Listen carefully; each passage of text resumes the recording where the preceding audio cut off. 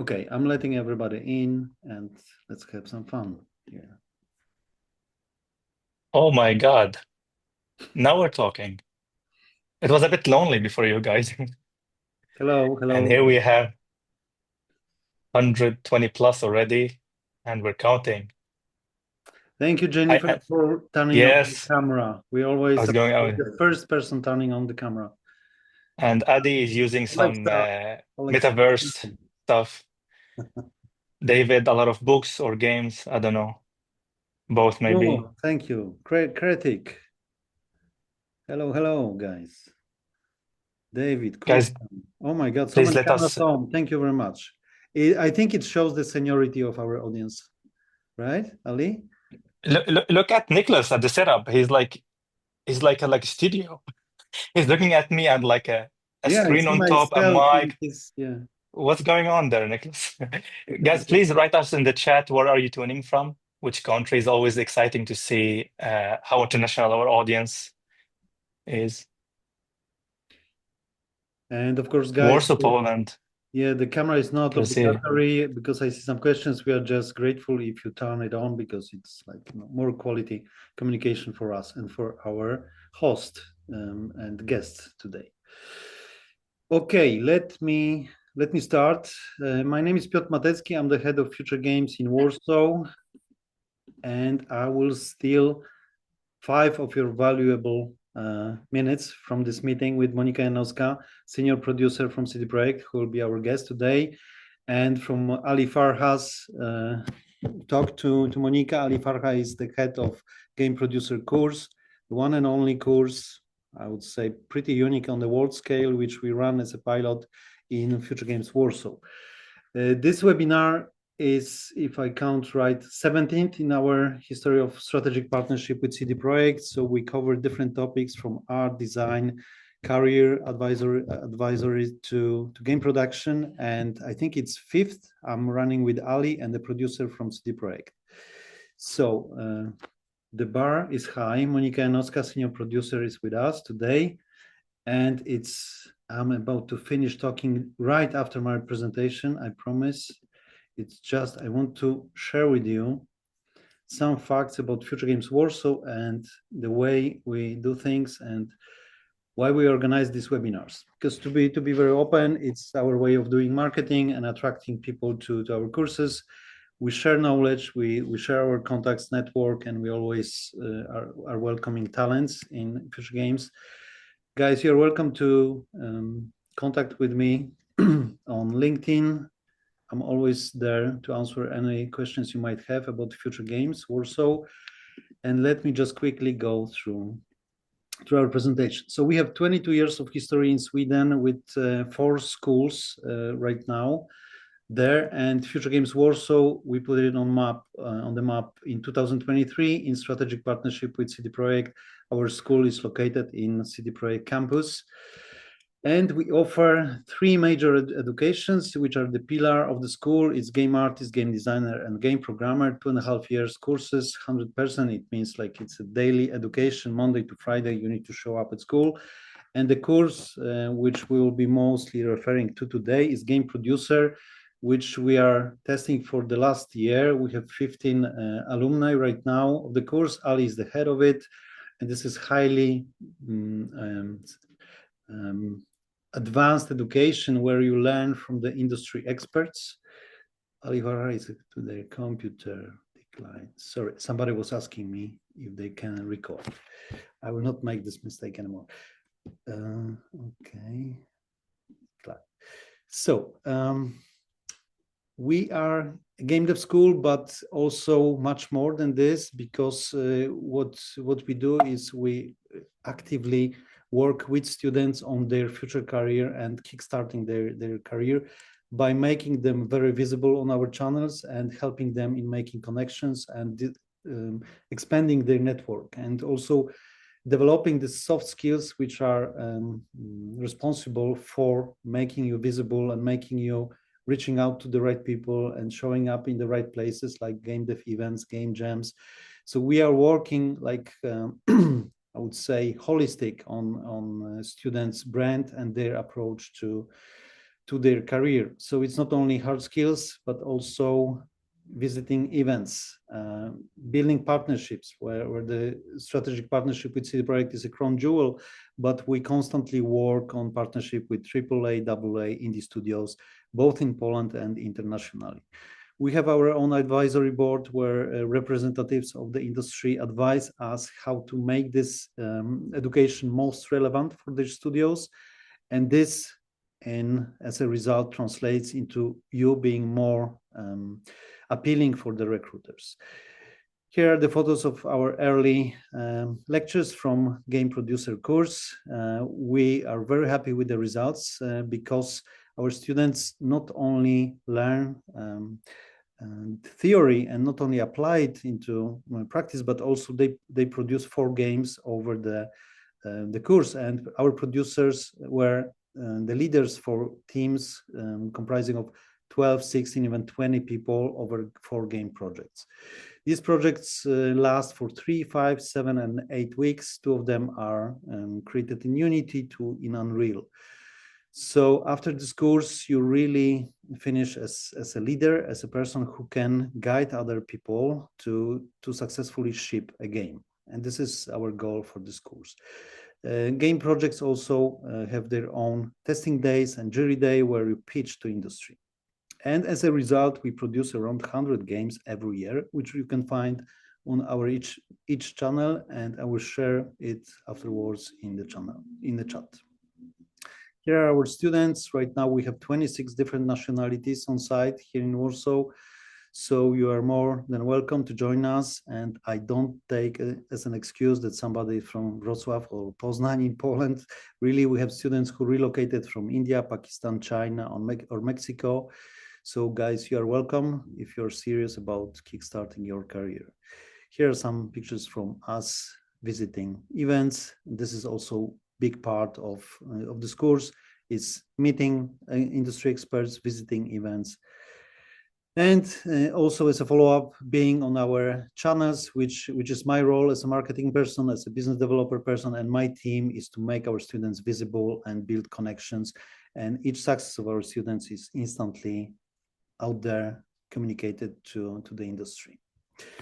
Okay, so I think I will leave it here. Just last mention that we have our own format of matchmaking students with studios. This is called Think, and it worked really well in Futuregames in Warsaw last year. For the first time we tested this. Our students got internships. Many of them are already hired in AAA, AA indie studios. So we are happy to guide them to their success. And if I was to show you one slide that sums up our how we operate, it's this quote from Josef Fares, so the head of Hazelight Studios, who basically built the studio based on our interns, who now became seniors like Peter Stenbeck and come back to us to become our teachers. Similar story with Starbreeze, Warhammer, and we have pretty high factor of employability, at least in Sweden for many years, it was 96%. So you are welcome to join us if you are serious about kickstarting your game dev career. We are a part of CD Projekt headquarters, the beautiful campus here in Warsaw. So in case of any questions, just reach out to me via LinkedIn or this email. And that's it from my side. I will stop sharing now. And Ali and Monica, I will leave stage to you. I know, Monica, you have some presentation for us, and Ali will make sure that we make the most out of it, asking you additionally some questions. So thank you for me. I would be mainly just watching and enjoying like everyone else. Probably. You're muted, Monica. How about now? Now it's working. I mean, if it's no Perfect. technical issues, how you can know it's going to be a good one, right? All right, wonderful. Can you see the floor is yours. screen? We can see the screen. Full screen looks good. Lovely. All right, shall we begin then? Hello everyone, welcome to today's webinar called Press X to Ship, the game dev production speedrun. First of all, I would like to thank Ali, Piotr, and Futuregames for this amazing opportunity and having me. All right, so I was initially told it's supposed to be a small event, 1 hour gig, small audience, share some knowledge, right? No pressure, right? Right? Yet here we are. Jokes aside, I'm delighted to see so many of you participating in today's webinar, and I do hope that you will find our time here valuable. A few words about me. My name is Monika Janowska. I've been working in game development for almost 10 years. I'm a senior producer in CD Projekt Red and currently working on The Witcher 4 as a part of gameplay production team. Initially, I started my career as a QA during the Witcher 3 Blood and Wine expansion and moved to production 2 years later. I had a chance to work on the following projects: Witcher 3 Blood and Wine, Witcher 3 Complete Edition, also formerly known as Game of the Year, Gwent, Thronebreaker: The Witcher Tales, Cyberpunk 2077, Phantom Liberty, and now Witcher 4. I finished the second edition of Dreamagine Academy of 3D and VFX. Maybe some of you are aware and known this academy, and have also a master's degree in fine arts of computer graphics and animation. Additionally, I'm a mentor in Dziewczyny w Grze, in different words, Girls in Game mentoring program since 3 years already. In the spare time, I'm a gamer, cosplayer, prop maker, content creator, corgi mommy, and a Twitch streamer. And speaking of the corgi mommy, I present you the my corgi puppy called Ace, who's 4-year-old and is always accompanying me at work. He absolutely loves office life. He just is super sociable and everyone loves him. So yeah, you know, brings up the morale and stuff. As some producers say, no agenda, no attenda, there is a short overview of what comes next. So the intro is behind us, and there's few more modules in front of us. And since it's a speedrun, I will try to speed it up, so we also have a lot of time for Q&A later on. All right. The game production pipeline. One important note here, the described pipeline is not referring to any real existing projects, unless stated otherwise, and there are examples. And it's basically an example purely for the purpose of this presentation. As you know, we can divide 3 main phases of each project, which is pre-production, production, and post-production. Before we proceed, we should, of course, have the vision. And once it's cooked, we are ready and it can be launched. Speaking of the vision, let's start. In the initial stage, often, which is also often the earliest step of the pre-production, we need to define the core identity and the direction of the game. This phase is about creative brainstorming to establish what the game is, who is it for, and what makes it unique. Core questions that need to be answered. Beware, there's a lot of questions. What's the main idea? What's the short pitch of the game? Who are the characters and their relevance gameplay-wise? Are they progressing the story? Are they fighting? Are they just vendors? Where and when does it take place? What's the genre and platform intended to launch on? What are the core experience pillars? Like, is it story-driven, exploration, combat-heavy, etc.? What is the tone and what is the target audience? What engine, tools, and what's the budget? What's the team composition available at the moment? What are the gaps and needs that we need to fulfill? What's the rough idea of the game size? Is it indie, AAA? Is it 10 hours or 100 hours? And basing on all of that, we can start creating a rough project like duration estimate and key milestones. That's a lot of questions. It's quite common for big studios to have multiple games in conception / vision stage at the same time. It's basically cost-efficient way to explore multiple directions, multiple ideas before committing a studio for a specific direction for the next years. And speaking of vision, let's think of a specific example. Let's take Cyberpunk 2077. So that would be something like Cyberpunk 2077 is a AAA open-world RPG set in the dystopian megacity of Night City, where players step into the cyber-enhanced shoes of V, a customizable mercenary navigating a morally gray world of high-tech and low-life, with legendary rocket boy Johnny Silverhand, played by Keanu Reeves. Implemented in their mind, players must choose how to survive in a society ruled by corporations, crime, and cybernetic obsession.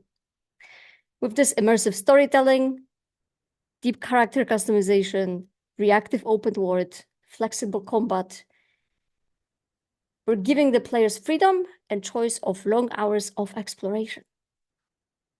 That would be, let's say, an example of Cyberpunk.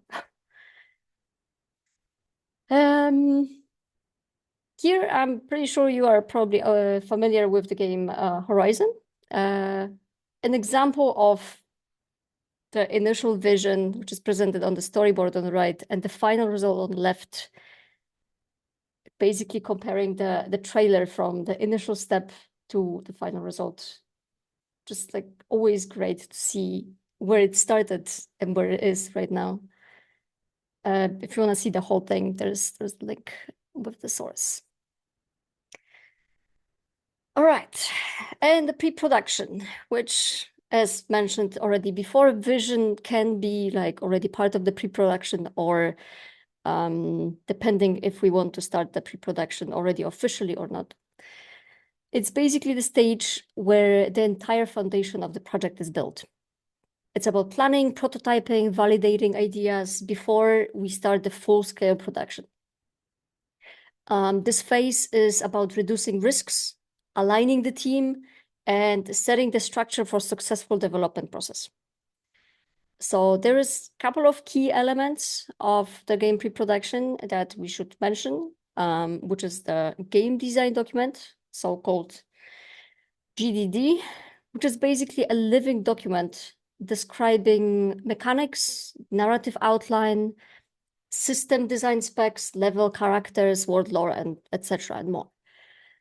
Then we have technical design document, TDD, including all the technical specs, architecture plans, engine requirements, and essentially technical breakdown of the key gameplay mechanics defined in GDD. Then, very crucial aspect, the art Bible, also called the art and style guide sometimes, which is basically the foundation that defines the visual identity, tone, and artistic rule of the game. Then we have prototyping, which basically is building small testable gyms and mockups of core gameplay features to validate if it's fun and if it works, the mechanics and the feasibility of it. Together with that, we also have paper design and level blockouts, basically preparing sketch out level layouts, systems, and flow without the high production cost. Obviously, to have and build a proper structure, we should set the naming conventions, folder hierarchies, and organize the assets and guidelines for scalability. The earlier we do that, the more organized production later on will be. Performance and optimization goals, basically preparing early benchmarks, running memory usage tests, and FPS tests on target platforms. Testing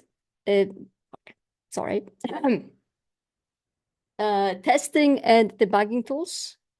It's very crucial at this stage to build the automatic strategies, debugging tools for QA and design to validate all the features that we are working on. For example, nav mesh visualize English. Yes, Not my day. Sorry. All right.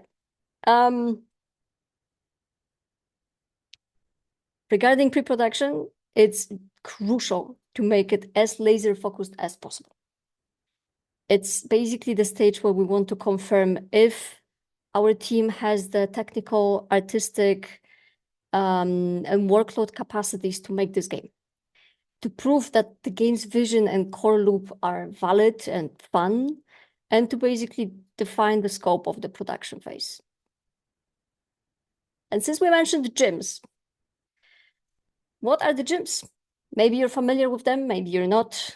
Those are basically test scenes in engine used to demonstrate, prototype, and experiment on specific game aspects.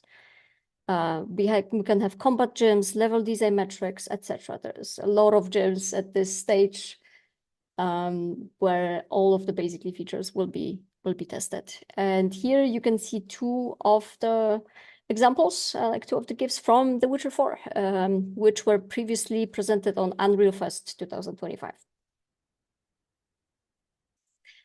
MVP. Maybe you're familiar with that name. It's basically minimum viable product, which is basically the smallest version of the game or feature that is playable. Its purpose is to basically validate the core gameplay loop, get early feedback, and identify the risks and flaws before scaling up. Looking at the example attached, we want MVP to always be functional, even if it's minimal version, to gather feedback and expand further on. First playable, so-called also FPP, sometimes also called pre-alpha. It's basically, it's considered to aggregate all of the prototypes done in conception, or like pre-production, into a single global proof of concept prototype. It's very useful in big games where many separate prototypes aren't sufficient enough to approve the game's direction. And here on the presented example, you can see once again Horizon on one of its early prototypes. Cone of uncertainty. We didn't mention it before, but I believe this is very crucial to actually talk about it for a short moment.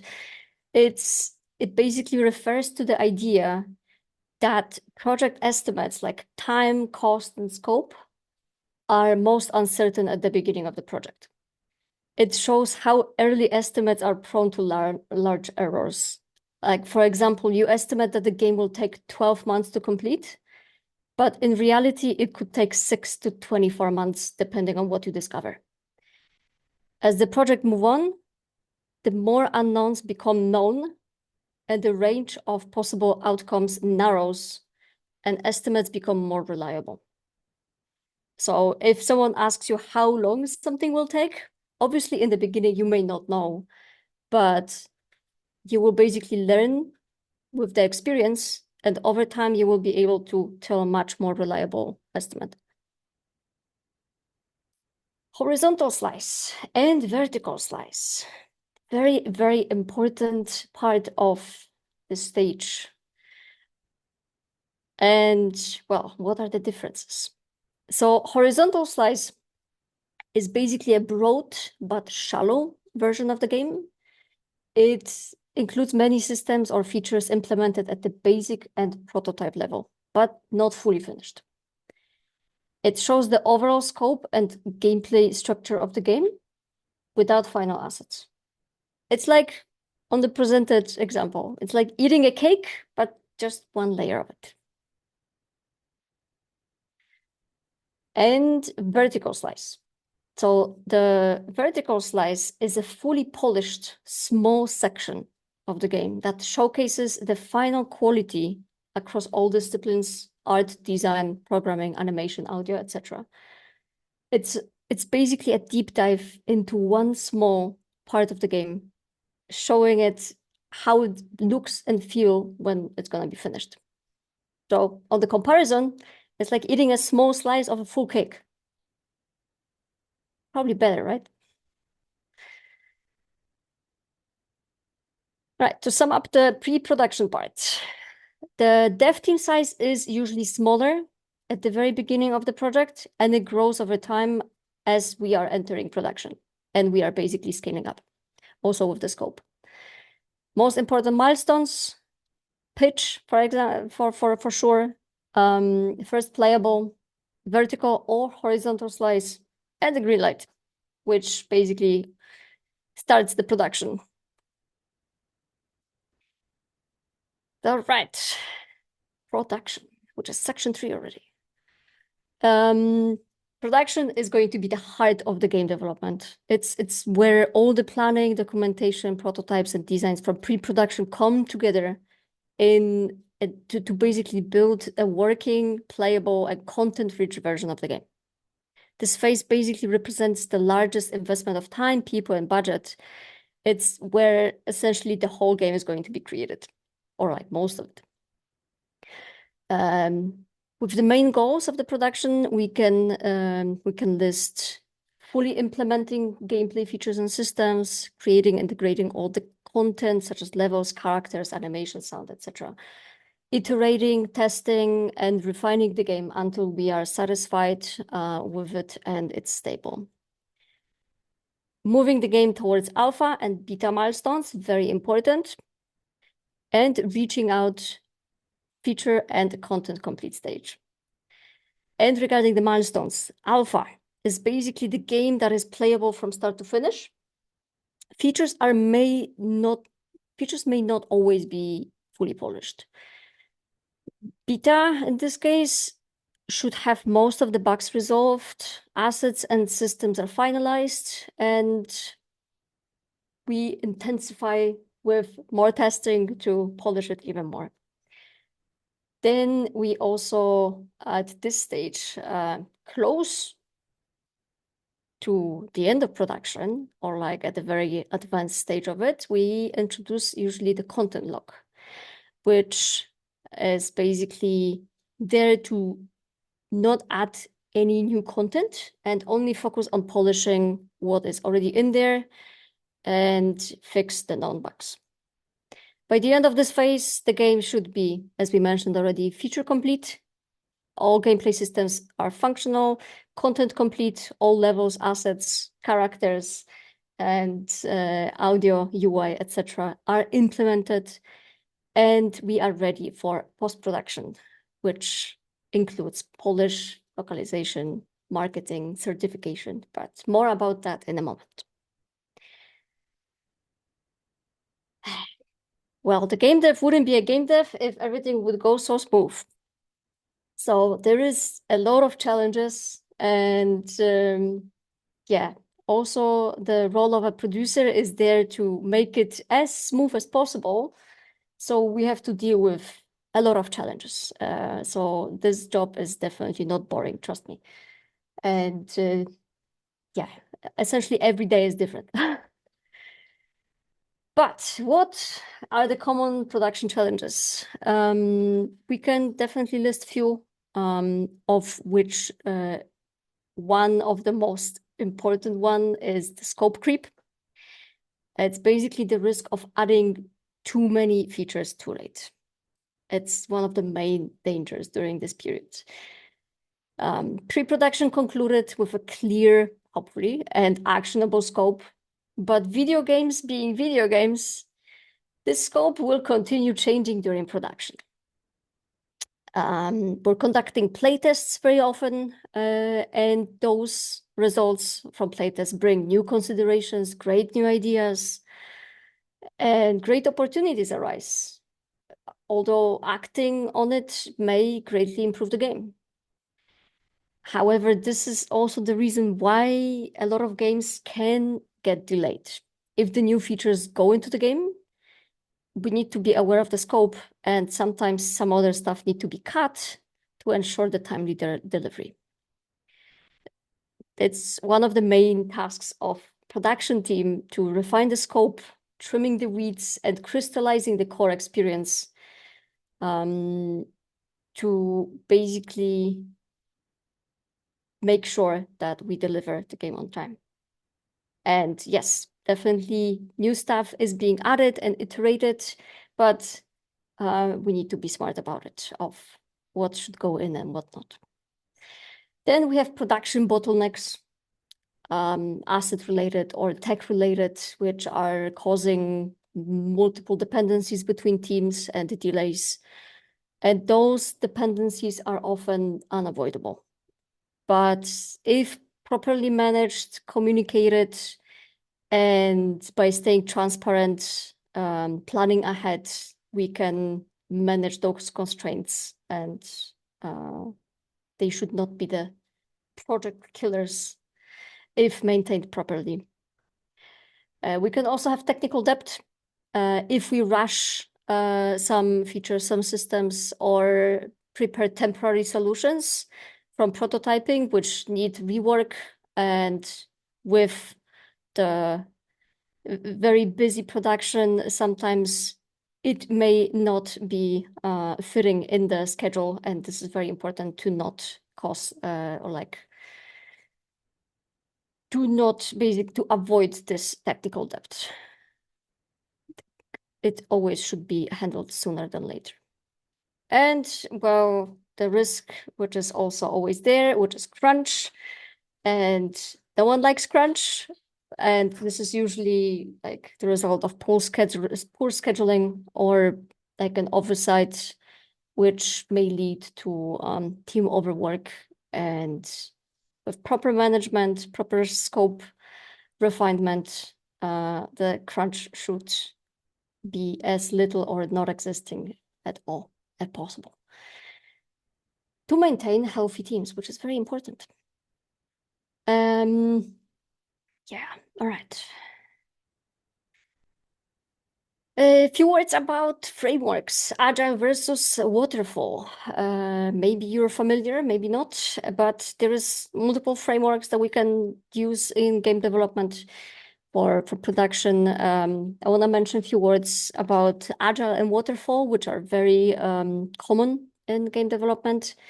Agile focuses on iterative development, continuous feedback, and incremental delivery. So you see those small packages growing. The same thing with MVP. Like we aim to every sprint have something working that we expand on. While on the contrary, in Waterfall, we see the increment much later. Agile helps teams adapt quickly based on the player feedback and playtest results. It enables internal testing and course correction early in development. It fosters regular stand-ups, retrospectives, and reviews, boosts cross-discipline sync. There is much more collaboration, close contact between departments. It limits the time spent on features that may potentially get cut later. So we are reducing the potential of a wasted time if we decide that something needs to be cut. And it also aligns well with user testing and balancing in gameplay loops. So we see the results much, much faster. It basically also strongly supports adaptation and learning by continuous feedback and regular increment delivery. So it's also very helpful in terms of estimation, for example, as we plan and verify the work much more often, we are able to learn, adapt, and adjust our estimates to be more reliable based on our experience. With the waterfall in game development, it's a sequential phase-based approach, like planning, building, testing, and then delivering. It works well with many departments, especially if they rely on asset pipelines and handoffs, with like art departments, for example. It's very good with production of like big amount of assets and so on, as the risk of unexpected is much, much smaller or almost not existing in there comparing to like design and programming work. Staying upfront planning ensures alignment in the long-term vision. So waterfall is basically focusing more on like long-term vision, while agile is more short-term with more iterative and adjustment. However, regarding waterfall, there is also some risks that need to be mentioned, like, for example, late discovery of issues or bugs because like assets and work is being verified at later point. And at the same time, basically long time before we get the playable build. The high risk of crunch if we estimate not properly in the beginning and then we have to catch up with the work later on. And what's most important, the delayed feedback loop. So we see the stuff much later and it can cause some issues, misalignments. Some work can, for example, also be cut or removed, which basically is unfortunately a waste of time. Both framework, it's like there are risks, but it doesn't mean that waterfall is bad. Like both frameworks can be used, depending on the scope, specifics, and the size of the project, depending on the team needs. There is no golden solution, and it's essentially all about figuring out what works best for your team and your project. Whenever also applying a big change, always remember to introduce it slowly, step by step. Like humans are usually like creatures of habit and we don't like big changes. So when doing a big change, iterate on it slowly, step by step.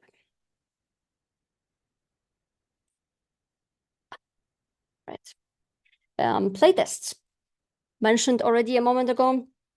Very, very important. And their goal is to not specifically test if the game works, because this is mostly QA's job, but to make sure that the game is fun, balanced, intuitive, and engaging.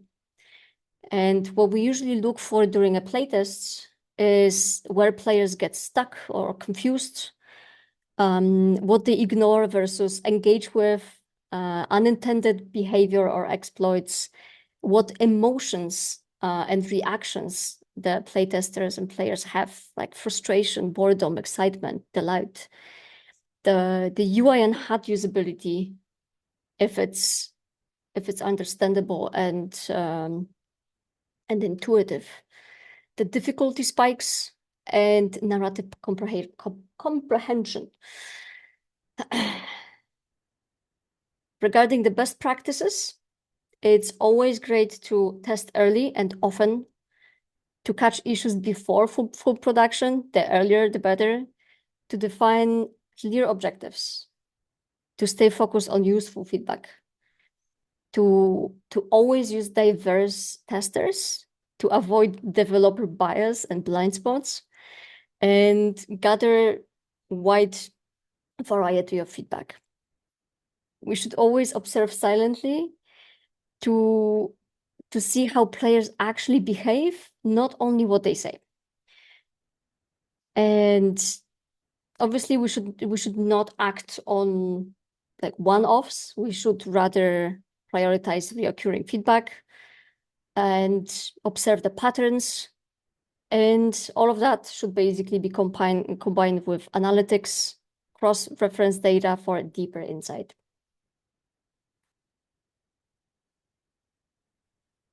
To sum up pre-production, the dev team size is smaller in the beginning, but as you can see, it grows over time.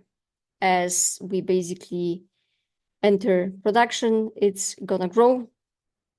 And as we are scaling and like producing the whole game.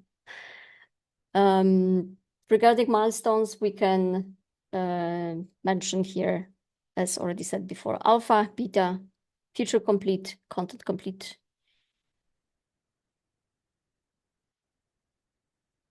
All right, post-production, which is section 4. It's a closing phase of the game development, which begins after the game is feature and content complete. The final stage of it is about polishing, stabilizing, and releasing and supporting the game. It ensures that the product is ready for players, platforms, and the public. The purpose of pre-production is to finalize the game for release, fix the bugs and optimize the performance, handle localization, marketing, and certification. And what are those? We're going to talk about them in a moment, unless you're familiar. Regarding key activities in post-production, we can mention few, which is bug fix, optimization, where we have intensive QA tests and play testing to identify bugs. We'll have performance tuning, frame rate, memory usage, loading times. We are going to take care of localization, which can also start much earlier, but at this point where we have all the content, this is where the localization passes start to make sure that we cover the translation of the languages that we want to release our game in. And together with that, depending on the countries or where we want to release our game, it can also be connected with regional compliance, which is basically censorship laws and age ratings. And we will mention that in a moment. Platform certification and submission, very important and essentially like crucial to even be able to release the game, unless you will find out.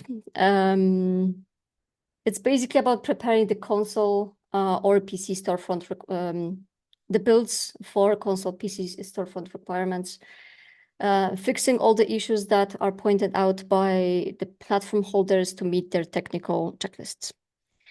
Obviously, marketing, PR, if we have bigger studio or even if we have like smaller team, it's always important to advertise our game as much as possible. So preparing final trailers, press previews, if possible, demos and review code distribution, stuff like that.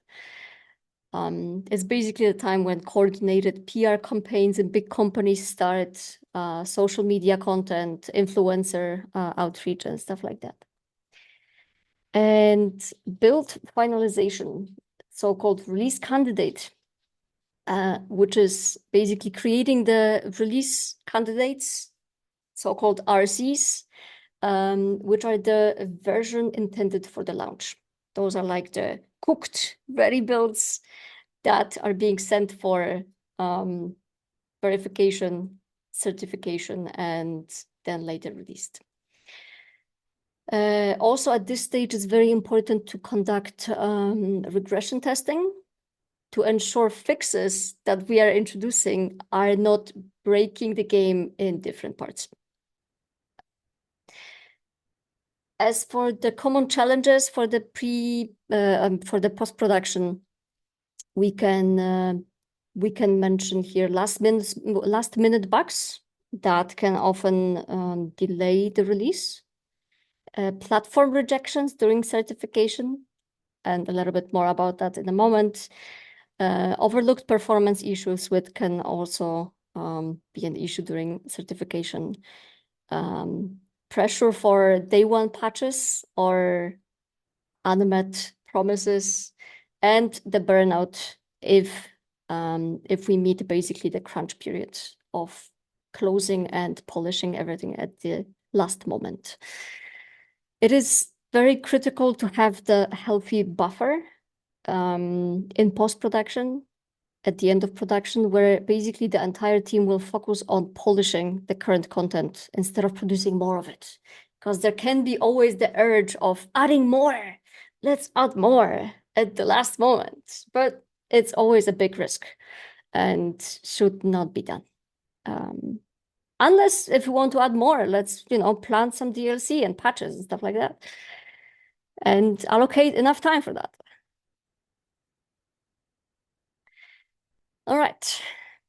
And what comes post-launch?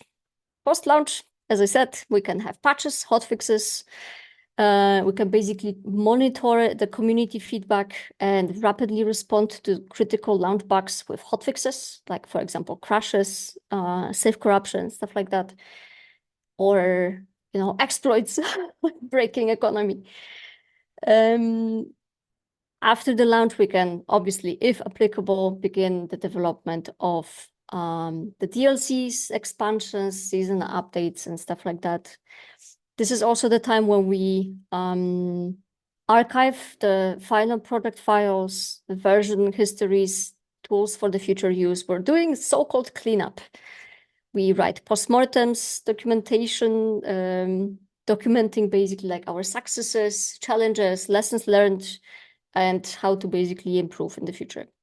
We also, if basically meet the technical debt, this is the perfect time to catch up, clean up the technical debt, and add the tools, especially if we want to reuse them for the next project.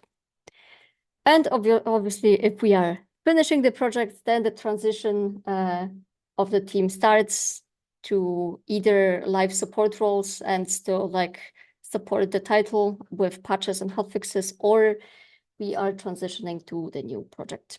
And of course, what we should do at this stage, celebrate with the team. Oh boy. Censorship. That's something I'm pretty sure everyone is familiar with. And this is pretty tough piece of cake regarding game development, because there's a lot of aspects that we need to think of and remember when working, especially on assets. But yeah, age ratings define the suitability of content for different age groups and also countries. They are mandatory for most commercial releases. And they're basically based on violence and gore, sexual content, nudity, drug, alcohol use, language, gambling, fear, horror themes, and online interactions. We have a couple of different ratings. We have basically like going from the, I believe, most known ones for North America, ESRB. Then we have PEGI in Europe, USK in Germany, Japan with 0, Australia, ACB, Korea, Russia, and Brazil. And each of those ratings are slightly different. Each of them have slightly different requirements depending on the country. There are like different things or aspects that need to be censored in certain countries. So depending where we want to release our game, it's essentially crucial to make sure we meet those expectations. So taking PEGI as an example here, which is the image on the right, we have few categories, which is like age 3, 7, 12, 16, and 18. With PEGI 3, the game is suitable for all ages. There's like comical violence. The PEGI 7 may contain some frightening scenes. And violence is unrealistic and directed towards fantasy characters. So this could be Mario, for example, or some comic characters that are being punched, but hey, they're still fine, right? PEGI 12, slightly more realistic violence, mild language, sometimes used by characters, sexual posturing can be featured. Then we have PEGI 16, where violence towards humans characters is more common, including death, sexual activity within game, but no visible nudity. Use of alcohol, drugs, and tobacco by characters. And then PEGI 18, which is the adult classification, violence, death, and destruction within game. Characters may glamorize drugs, alcohol, crime, and so on and so on. And here are the very, very few examples, because there's a lot of that. And if you basically start looking up the censorship in games in different countries, you can find a lot of examples.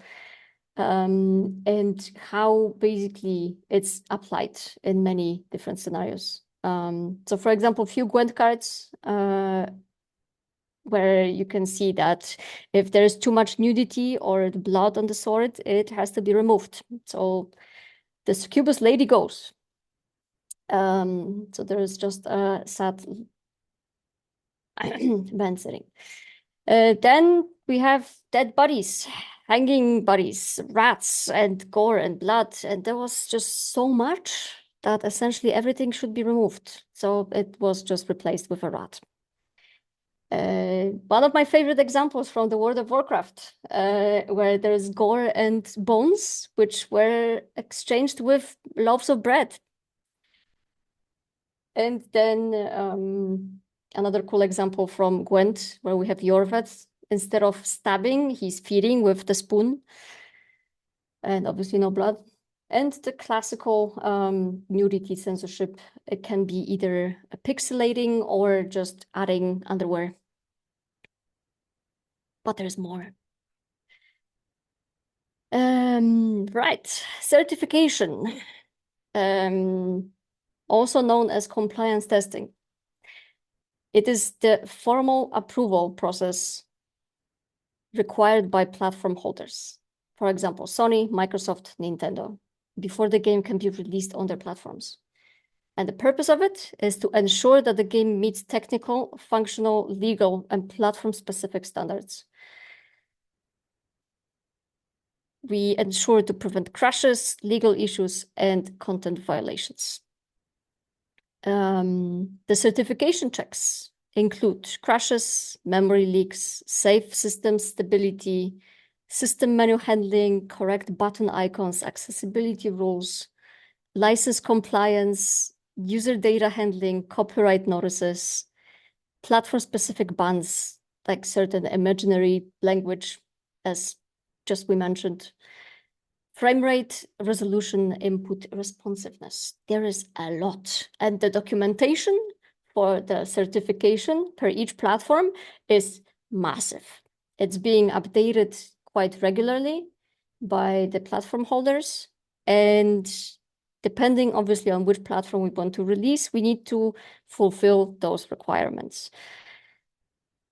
And there's usually two types of certification. Full certification, which usually takes around a week to complete. It is required if the game is being fully released. It's like the initial game release, or we are adding a big expansion, DLC, additional content. Essentially, all the additional content should go through the full certification. Then we also have like rapid certifications, which is usually around 1 day to complete. And those would usually apply to hotfixes, small patches without any extra content. So those can be tested by the platform holders much, much faster.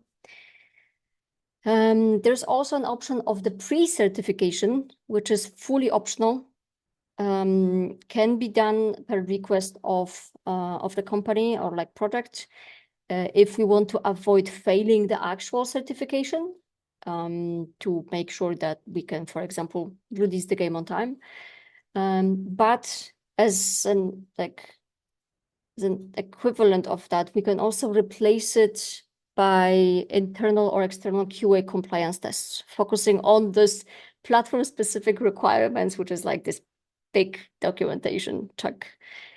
Fun fact, back in QA times, during Gwent, I was taking care of the compliance for Xbox. So yeah, that was an adventure to remember. All right. And sometimes, especially on social media, you may hear that certain game went gold. And what does that mean? It basically means that the game passed the certification and is ready to be released. So it's when the release candidate build passes all the platform requirements and has the green light, can be released, no delays, good to go. And this is also usually the version of the game that is being printed on discs, especially when it's like initial release of the game. And very often on top of that comes patch day 0, so-called, that has the additional bug fix and stuff. What happens if we fail the certification? The game cannot be launched on the platform until all the issues are resolved. And the common causes of failing certification can be incorrect UI prompts, terms of service violations, unhandled errors, and misused features. One of my favorite memes. So yeah, essentially consoles, mobile, Sony, like Microsoft and like Nintendo and so on, like all of those have very strict certifications. While on the contrary, on the PC, the certification essentially doesn't exist.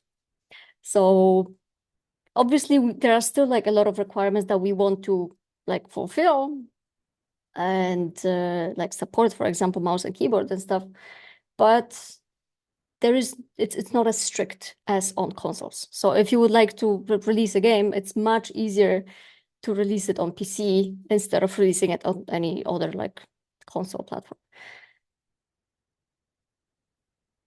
All right.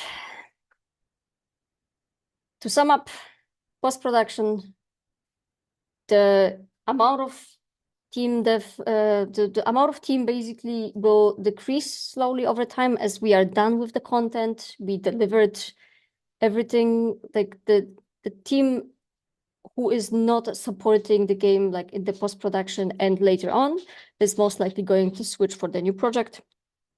So there's a lot of transitions. And regarding the milestones, we have content log, certification, pre-certification, which is optional, and the launch. Here we have 3 examples, like just random examples, how it can potentially look regarding timeline, looking at those 3 phases. They're not based on anything, but you can see how it can differ. What is worth noticing here, in my opinion, is that we should always make sure that there's a healthy amount of polish to make sure that we like wrap up the game the way we want. All right, tips. There is few tips that I would like to pass to you very quickly during this presentation, but I'm pretty sure we are going to touch upon those still in Q&A. So starting your path in the QA department is actually not a bad idea. It gives you a great overview of how the game works. You can basically learn the tools, the ways of working, how things are done, giving you the chance to specialize further in the chosen area of interest. It's especially good if you don't have any prior experience in the industry, and essentially makes it easier to swap for the desired role afterwards, be it internally within the same company or later on in a new place. If you think you may lack experience for the position you would love to get, apply regardless. Like some offers may look scary and you read them and you're like, yeah, they require 3 years of experience and I don't have that. But I think I may be fitting to other requirements. Still, apply regardless. There is nothing to lose. It may turn out that you're a good fit to the position after all. Sometimes even if someone is lacking some knowledge but has a great mindset and will to learn, it may turn out to be much better fit for the team than someone who's overqualified but with the poor mindset. And then what if it doesn't work? What if I get rejected? If you won't make it, you will know there is a space for improvement. It's important to not be discouraged and rather take it as a lesson to move on and grow. Also, if you make it, remember you can still try again in some time, be it the same position, different position. There's plenty of people who got hired after multiple attempts, which is me or well-known Paweł Sasko, for example, included.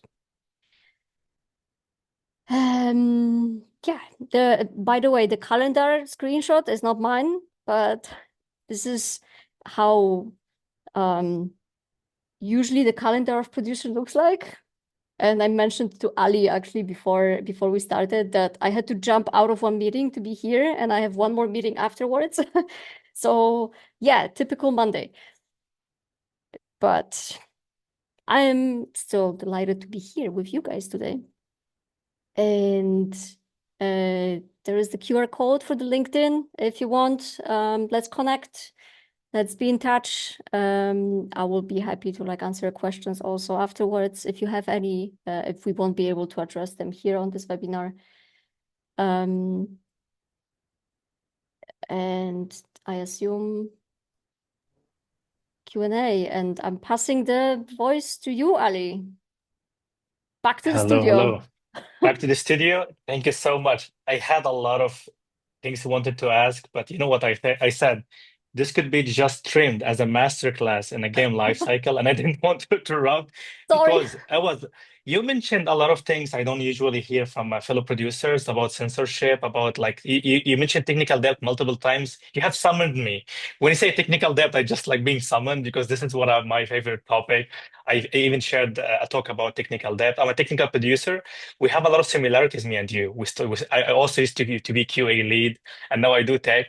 So it's very interesting. So funny enough, guys, you have been looking at the dog at the corgi, very cute. If you can go back to that image, I'm not sure if it's easy to navigate. You guys missed something in the background. I'm pretty sure you did. I'm giving you some time, Monica, to drink some water and relax after a very, very insightful session. When you guys looked at the corgi, there was something behind the corgi. Do you know who sat on that bike, guys, in the chat? Let's see your game knowledge. Who sat on that bike that you see behind the corgi that you all missed except me? Yes, that bike that Keanu sat on in the reveal of the game. And guess who else sat on it? Me, acting very unprofessional. In one of my visits, I was by the bike. I say, Ollie, be professional. And guys, can I sit on it? Just was to mention, this is really, really, really funny. So that was amazing. That was really, really nice. You went through this, how games go through a lot of phases. And now I have a question to the chat if you're paying attention. What is the key role at the company will be responsible of delivering each of those phases and milestones? Who is responsible of doing that? It's a key role responsible of delivering each one of those phases, pre-production, production, post-production. There's a key role responsible of doing that. The intern is definitely, that's a solid one, definitely producer. And that's exactly why we're here today, to show you that a producer is a very key role. All these big games has been made because talented teams led by talented producers. And as Monica mentioned, that before the course, our course at thanks to all CD Projekt Red helping us with this partnership, there was no clear career path how to become a producer. Like you has to be a talented QA showing interest in project management, or a product manager show interest in making games. It wasn't really clear how to be a producer. And sometimes you be elected by the team. Hey, you're a good QA, you know what's going on, and you're social sometimes, or you're good at facilitation. Monica, I'm pretty sure you know what I'm talking about. But we noticed that it's a very solid way to become a producer, but it needs to be some clear career path where you learn how to be a good producer. And to be a good producer meaning create games. And that's why we have created our course at Futuregames, first of its kind, that dedicated to become a game producer. If you have any questions around the course, you can ask in the chat later, but now I would like to have a chat with Monica. So you have been shared a very nice, like how life cycle from the game start until even post production with all the complexity. But first of all, I would love to know more about your role at CD Projekt. What do you do, Monica? You mean like at this very moment? Yes. So at this very moment, as I mentioned, I'm a part of gameplay production team in Witcher 4. And I'm asking to give you a context why now, because I went through multiple projects, multiple teams, and there was just a lot, which is great because the producer role is very flexible. When it comes to you don't have to be assigned to one specific, let's say, area. You don't. I mean, obviously you can specialize to be, let's say, specifically technical producer only or art producer only. But I think the strong skill of producers is the ability of adapting to the team that we are working with and learning all the technicalities and stuff that the team is working on to be there for the team essentially. So yeah, we can be Nice. different places. So you mentioned something interesting here because I'm a technical producer, but I agree with you. There's some essence to a good producer that allow you to lead any kind of team, even though you know too little about the craft in the beginning. But that's an opportunity for you to learn, to start to get more knowledge of what your team is building. Having that being said, there's also a lot of types of producer and production in outsourcing, in marketing, in tech and art, as you mentioned. Okay, so Monica, you wake up in the morning. Let's not put any hours so we don't judge in here if you're early bird or a night owl. You go to your lovely headquarters. It's what a lovely studio do you have. How your day to day looks like.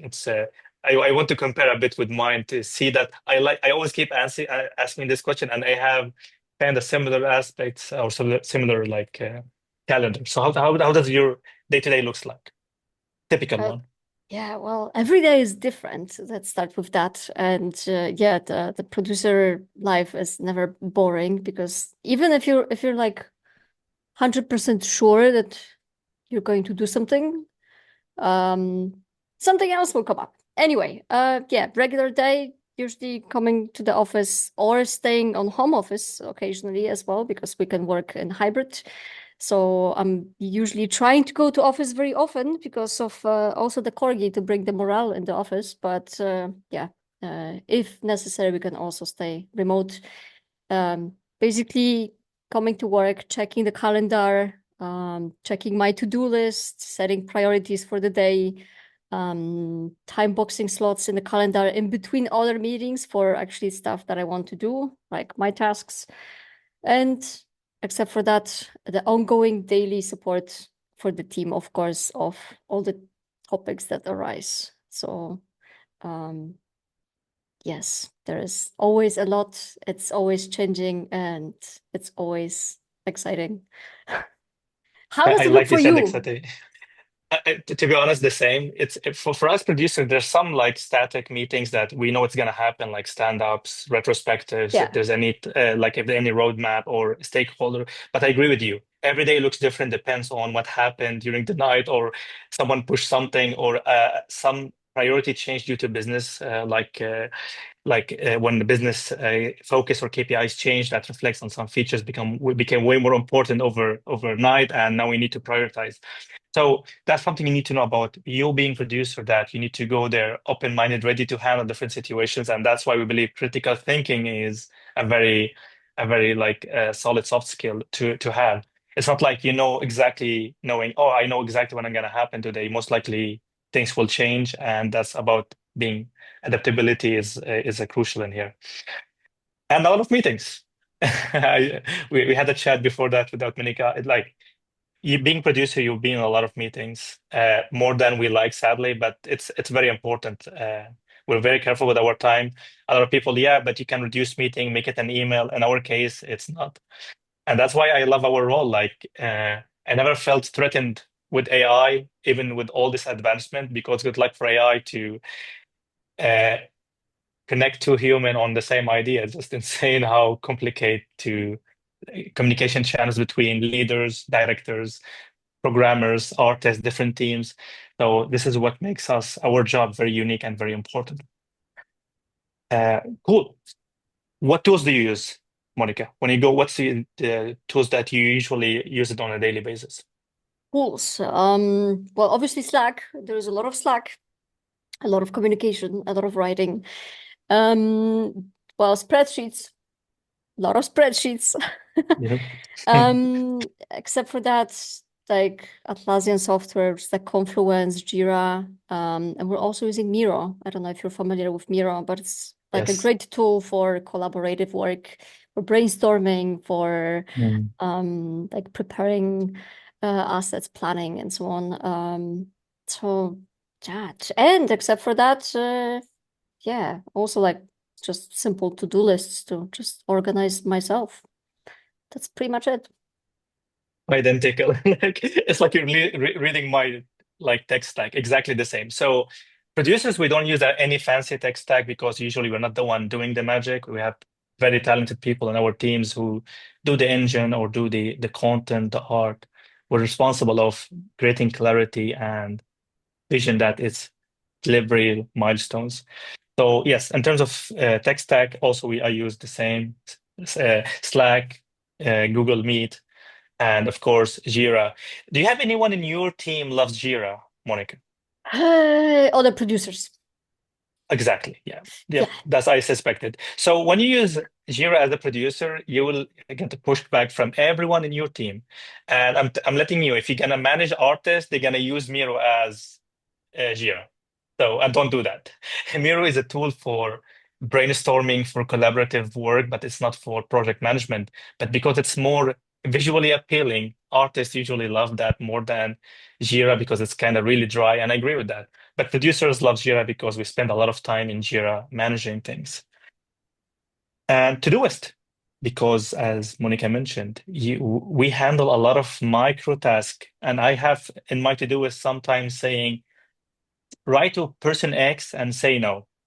You need to remember doing that because it's important. Activating feature flag. You remember something, Monica? Oh no, Or like literally regarding to-do list, like I would just, sorry for the like dramatic sentence, but I would die without a to-do list. you same. Like I'm just I taking, like, you know, we need to organize like a lot of topics and like things in the team, and we also need to organize ourselves. But there's mm, like so many ongoing topics or like small things to take care of, and I'm always like taking a note of it. If my to-do list would just die, crash, or get removed, that would be a very sad day. I Sorry. agree with you. Same here exactly because the amount of things you need to remember it's beyond our capacity, and I don't believe our brains are meant to remember things. It's meant to be creative. And by the way, for people who are sticking around, guys, at the end you will have some goodies. I know everyone loves free resources, so I will be sharing two posts I've made filled of free resources for you to find. Okay, people are celebrating already. Yeah, how to find your way to the gaming industry, free courses, whatever you need, hopefully helps you with your journey because I started my journey from scratch. So stick at the until the end if you want to have access to these resources. Monica, during your presentation, many people were asking, will this be shared? Will this be shared so you know that people love that? No, it won't, guys. But you'll have the whole recording. So it's, in my opinion, it's even more way better because you will have the conversation and Q&A. Awesome. So what is the biggest challenge you have faced as a producer or one of them or in general in the role, if I may ask? The biggest challenge. Yeah. I would say, in my opinion, the post-release of Cyberpunk. Like, Mm, um, the situation in the team, like you can imagine the situation in the team when like you've put so much heart and work into a title and the release is as it is. mm, Like, obviously, like the like just the situation in the studio and like the the morale of people were just so bad that not only we had to obviously like continue working, we as production also had to like motivate the people, like uplift them, bring back like the morale to the team to actually like spark back the passion back to people's hearts to like, you know, feel it again. And it took a little bit, but then we went back to it and, you know, we decided to work on it, redeem ourselves, and we did. And yeah, this was a massive challenge. And like also, as you know, at the moment when you wrap up the project, a lot of people are like shifting to new places. So there was like it was a difficult time in general. But yeah, bringing it back on track was also at the same time a big like personal success, at least for me. And like I'm extremely proud of the team that we managed to do it. So yeah, I would say that. What I wasn't what ready. was I wasn't ready for this emotional answer. Holy, I don't want to swear. This is recorded. what Thank you was so much for sharing yours? such a touching. This is really something. When we make games, we love games, but sometimes things doesn't go according to the plan due to the insane complexity. You saw, guys, I work on a game MMO for girls, minors. It's hell to get all this approval. So you could imagine on a game on the cyberpunk level. But we need to say here, congrats to what you have done. It's one of the best comeback in the. I keep track of all the games who managed to do a great comeback, and definitely Cyberpunk is on this like really wall of fame. So give some love to Cyberpunk and the team, guys. Put some hearts, put some. You can put hearts in or in the chat because congrats, you have done something very impressive. I've been following the full story. So yeah, that was. Thank you for sharing. Awesome. What was yours? Mine. Biggest Oh, challenge? okay. Okay. Thank you for asking. Uh, Porting Star Stable online to Android. So Star Stable is a game, guys. It's we have been around for only 15 years. And I am the technical producer for Star Stable. So shipping a 15 years old game, in-house technology to Android. It's not an easy feat. We have an insane a lot of content. So I had a meeting with the QA lead in my team. I asked him to make a list of the most common devices on Android so we can test in-house. So he came back to me and say, I'm not sure if you're aware, Ali, but do you know how many Android devices there are around? It's like, no, I don't know. Do you guys know how many Android devices are around in the market? Don't use ChatGPT. Just put some numbers in the chat. Do you know how many devices are? 20K, guys. So there are 20K different models like foldable, whatever stuff. So yeah, but guess what? We managed to port the game successfully. Not only that, we have below 1% crash rate until today.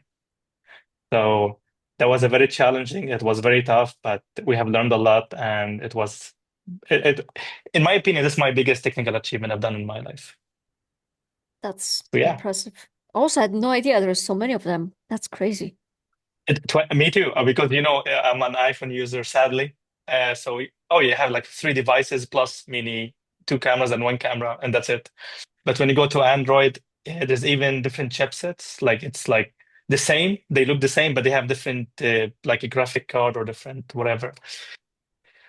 Cool. So we work in an industry is different in all aspects. Like if you guys doing something else right now, you want to do the transition to the gaming industry, I wish you all the best. You are in the right place to learn from people who have done this journey.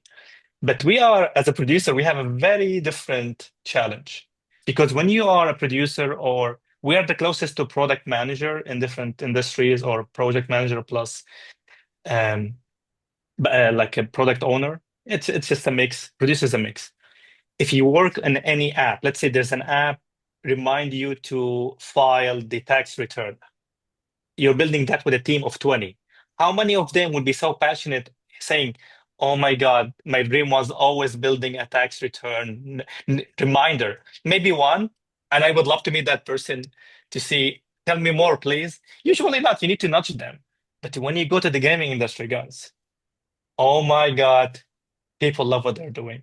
So our challenge, me and Monica, is completely different. How we can calm them down because everyone is too passionate. Everyone want to put more hours, want to push more things. So question to you, Monica, how we manage the creativity, freedom, and they want to put more with production, timeline, milestones, KPIs. How you do that? Oh yeah, well, I mean, this is like that's a fun thing because especially artists. I mean, it's not only artists, like can be also designers or programmers. Like there is this tendency of, I want to make it better. I want to make it even nicer. And you as a producer are like, no, no, no, no, no, no, no, no. Hold up. This is already good enough. We can ship it. But the artist is like, no, no, I want to make it nicer. And then sometimes it turns out that, hey, those people, even if you tell them no, they are literally so passionate about their craftsmanship, like at their work. They will still, like, there were situations in the past where people just did something in their free time and literally just did some, let's call it ninja submits to just make stuff even better. Which is like, yeah, sometimes difficult to like, to stop them, but as we know, like every submit also can be like bringing risk of like breaking some stuff and so on. So obviously this needs to be like balanced in a smart way and like discussed with the team. But yeah, as you said, like the creativity of those people, like everyone in game dev is just insane. Like everyone loves what they're doing, and it's not like, oh, 8 hours and boom, I'm leaving. Yeah, I don't care. But sometimes they're like, yeah, like I will stay like 30 minutes longer just to like finish it and so on. It's like they just very often enjoy what they're doing. They just love it. And yeah, it brings many opportunities and risks at the same time because yeah, it needs to be just properly balanced. And the producer is essentially the person that sometimes needs to say enough Yep. and And getting all the hate. exactly. But at the same time, if not for production, some games probably would never ship because they would be constantly polished more and more and more, and they would eventually never release. So, yeah. Yeah. Yeah, Carol wrote in the comments, what a luxury problem. I agree with you. It's nice to work with, but there's a guy, every time I leave office, guys, I need to drag that guy with me because otherwise that guy will be coding until God knows when. So it's job our producer to make sure that no one push themselves to the limits. Remember this, guys. The cost of pushing burnout and pushing it's way more expensive than doing only the minimum, or like no, not the minimum, the as much as we could during working hours, even though it's not enough for the timeline because over scoping, a lot of unforeseen issues. Still, I believe team health should be above because it's way more expensive when we go burnout phase and lose someone talented and knowledgeable with the system for weeks or more, depends. So that's something is on us to see all the signs. How I do it, Monica, is like I start to do in every project is what is a must, was it good to have, and what is it outside? Like I literally say, this is won't be included. Done. You cannot even, if you do it, I'm gonna remove it. So because it's a contract, and I add all of them as part of the project, like a page on Confluence, or they call it project charter, where you have who needs to be informed, who's the dev team. So we have what is going to be delivered, nice to have, out of scope, done. This is usually helps to balance it out. And our last resort, because we failed to calm all these talented people and we want them to be talented. So at my company, we did something, and I'm pretty sure we have something similar. Passion Week. So we have 2 weeks per year and a couple of Fridays where people can do whatever they want. So, so rather than us trying to calm them down, and you know what, you have full week, do whatever you want. No meetings. You want to learn a new programming language. You want to learn a new software. You want to build a feature for the game. You want to prototype something and present it. Be my guest. And it's been working very well. The whole company has been waiting for this week to be creative, and a lot of features in our game came from that week. So I highly recommend doing that if you have a small studio or this could be done in any company, IT software. Start with one Fridays, then when you see the value of it and have more structure, do it on a week. Do you do something similar, Monica? Do you have something at CD Projekt Red where you like a game jams or something like where you have like time for people to explore? Well, Yeah, like from time to time we did have like those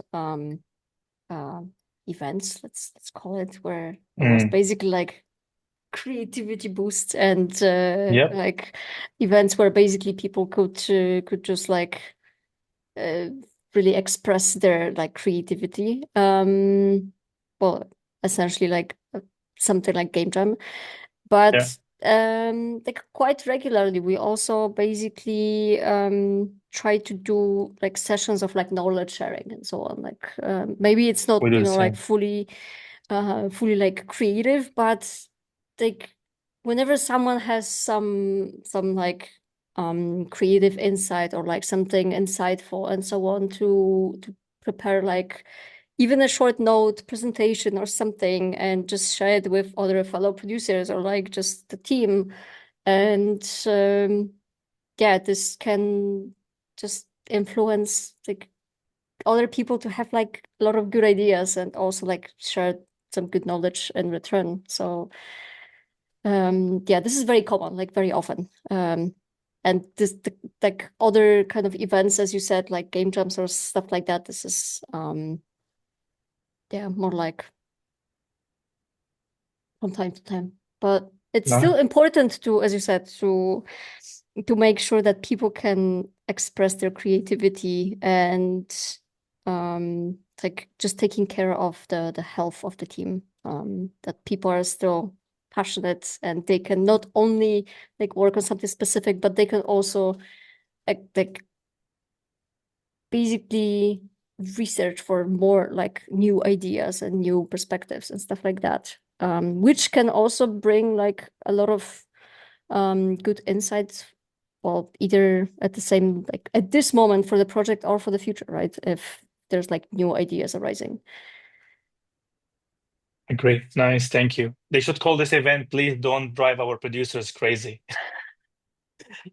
Take all your creativity here and go back to planning and milestones because we need to ship our games. Otherwise, players won't be able to experience them. Then everyone will be losing here. Awesome. So you gave some advices at the end of your amazing masterclass in the game lifecycle. Becoming producer, you also shared not being like afraid of rejection, which is I like. If you have one tip, besides having a functional to-do list with you, one tip for someone, and I'm pretty sure many of them here interested in becoming a producer or production or just knowledge about how to make games. What tip do you have for someone aspiring or want to become a game producer?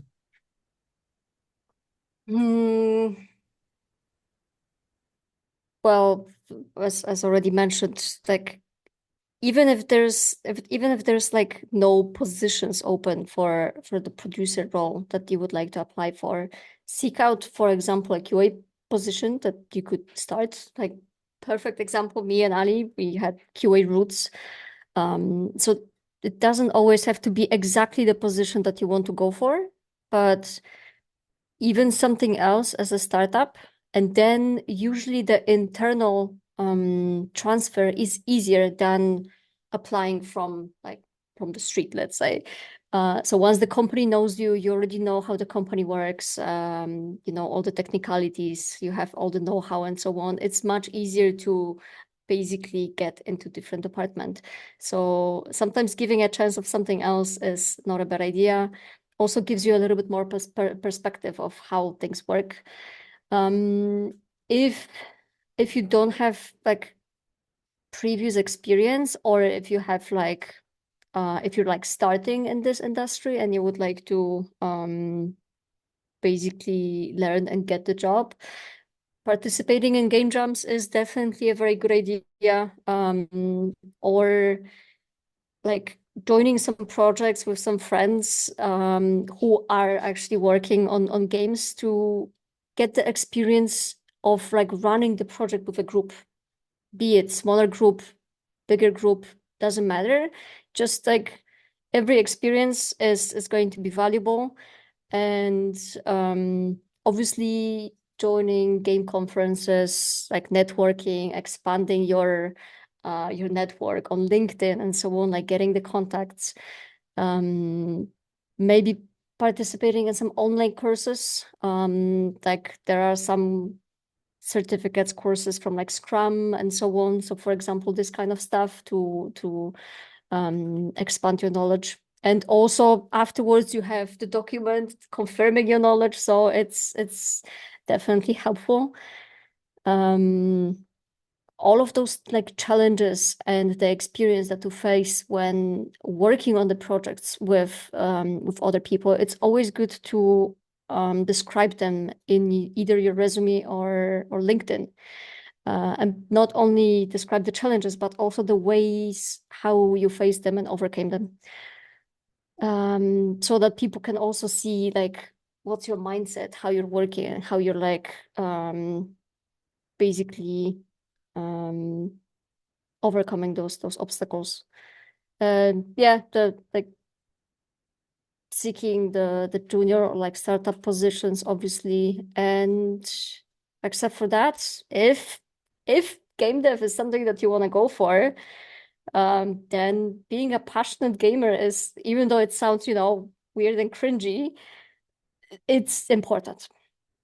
Like finding someone who actually loves games, is playing, is an active gamer, and has also the know-how of like different games genres and so on work, it's very, very useful. And in many cases, companies will basically like value that if you actually are an active gamer.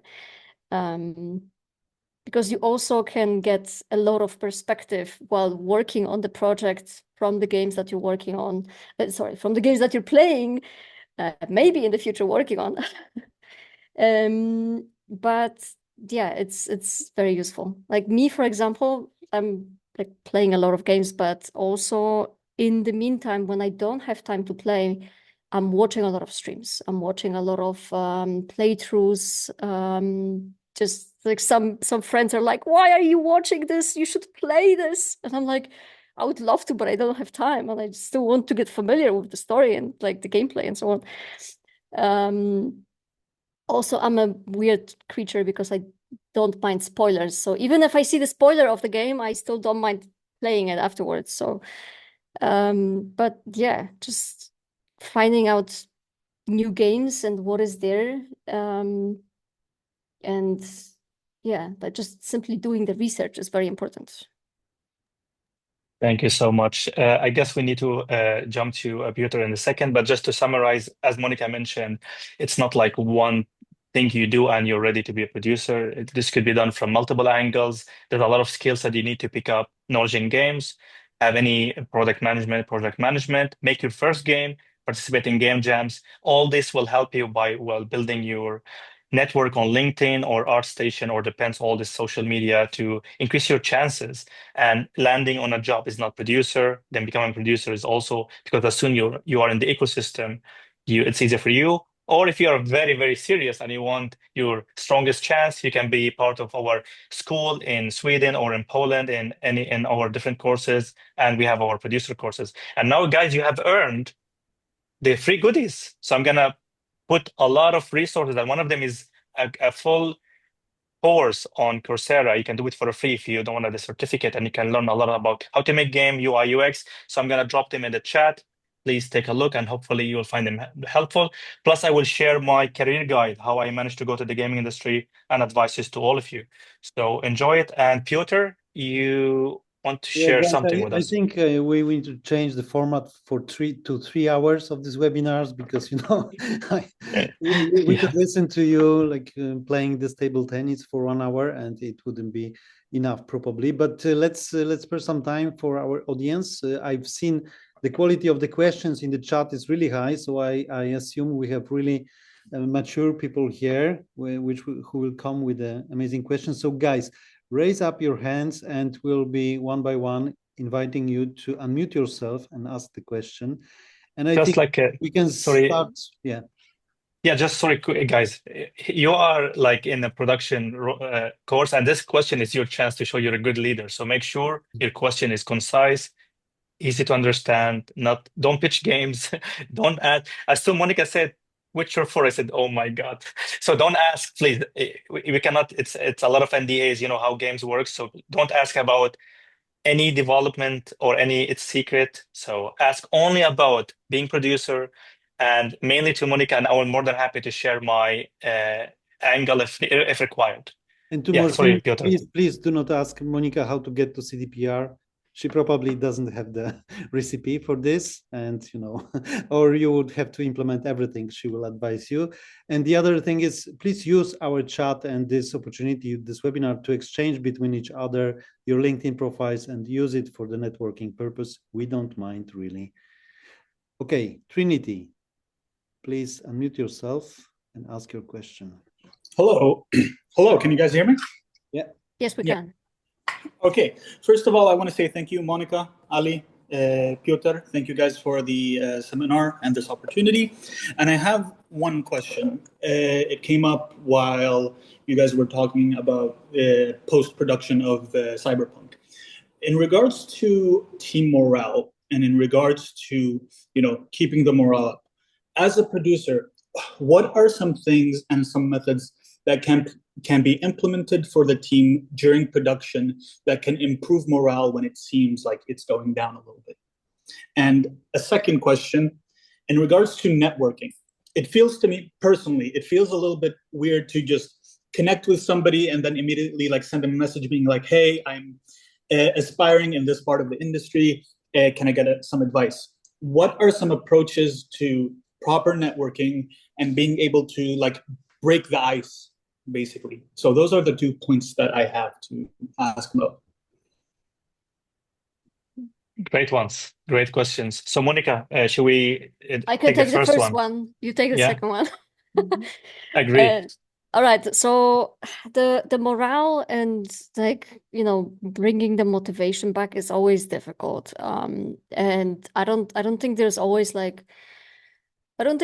golden solution to every situation, but at least in the situation that we were in, it's basically about setting the proper direction, setting the proper priorities, and explaining the strategy and vision to the team, so everyone is aligned and knows what's the objective that we are going for. If people believe that this is achievable and that we can do it, people get the spark back, and we need to believe that, hey, this is what we want to achieve. We want to bring it back. We want to redeem ourselves. And obviously for some people it just clicks. For some people it is still difficult, but being very transparent with the team is definitely important. Also, when it comes to post-release stuff, if the reception of the game is not the best, the player feedback is very important. Gathering the perspective of players, comparing it with, let's say, your list of topics that you wanted to introduce, and making sure that you address the most important topics basing on the player feedback. That, hey, players is your target audience. We want to make them happy. And obviously we won't be able to introduce everything because we have limits, and not every wish can be fulfilled, but making sure the priorities are right, and that the vision is clear, and that the vision is achievable. So people basically believe in it. I would say just that. And this is essentially what we did. And yeah, and it worked. Thanks to the team who, put tons of work. Thank you for sharing. So it was a really great question. I just want to quick some ads in here. I use a simple tool we call it like mood check, where we check how people are feeling in the beginning of every start of every sprint to see.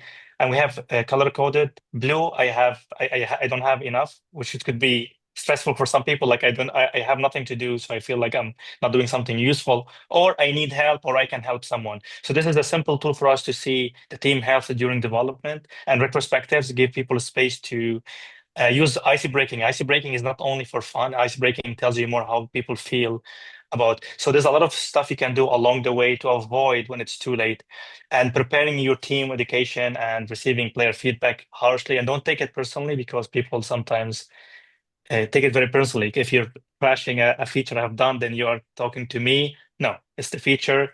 We need to be professional. So it's some education here. To the second question about networking, when you connect with someone on LinkedIn, it's just the start of relationship. It's not the end. It's not, oh, I'm connected now, it's all good. No, when you are connected, it's the beginning of relationship. And everyone working in the gaming industry are by far the most open-minded, friendly people ever.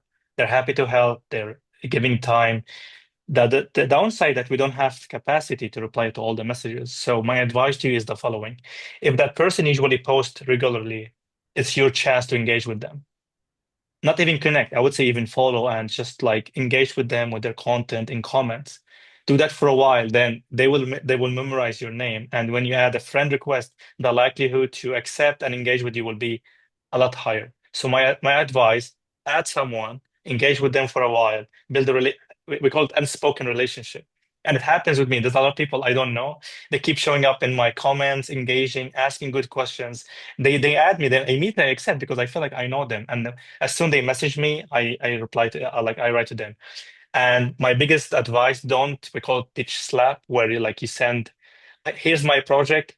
Hey Monica, here's my project I've done, and you 10 pages. Yeah. When I see this, I skip to the next message, because usually I need to know a bit who you are. Asking me, hey Monica, I saw your webinar with Ali and Futuregames. I liked what you have shared. I have a question around this. Can I ask that? She needs to say, yeah, please. It needs to be a conversation, not like one chance smashing a lot of information. These are the quick tips I have about this topic. Thank you so much, Trinity. Really, really good ones. Should we go to the next one, Katerina? Thank you guys very much. Thank you. Sure. Hi guys, first of all, thank you for the lovely presentation and interview and organizing this stuff. I have a question that is more about how to manage people. So as a producer, how important do you see maintaining the documentation in such big teams? And do people actually do it? Or do you abandon it at some point in the project? Because in the past, I've seen it equally hard to make people maintain it as, make them work with Jira. So what's your take on it? What is documentation? So it's, in the gaming industry, that's usually something. Monica, I can go first. I have a quick take on this. Yeah, I also want to hear your take on that. Yeah, as you said, it is a tricky one. And yes, like over time, updating documentation is, people think about it less and less. We do try to update our documentation very often, and we as production are like keep basically reminding people to do that. And we put a lot of value in that, especially when it comes to for example, new people joining, because it's much easier for those people to basically get into the get into the speed of the to work and get familiar with everything if we have all the documentation. And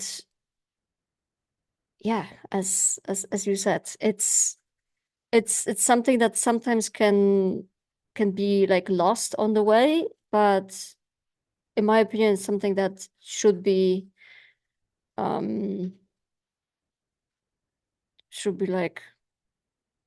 done regularly.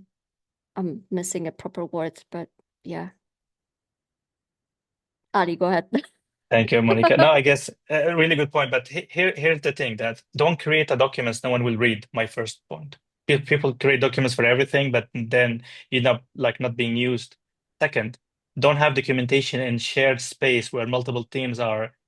If it's owned by multiple, I promise you, no one will touch it. So what I did, I took them and created team spaces where I told the team, you're responsible on maintaining this document.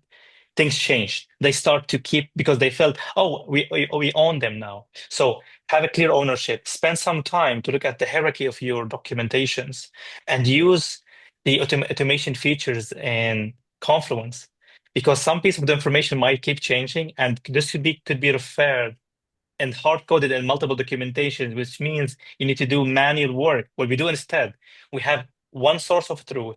So we use that page content in multiple, we call it in multiple documentation.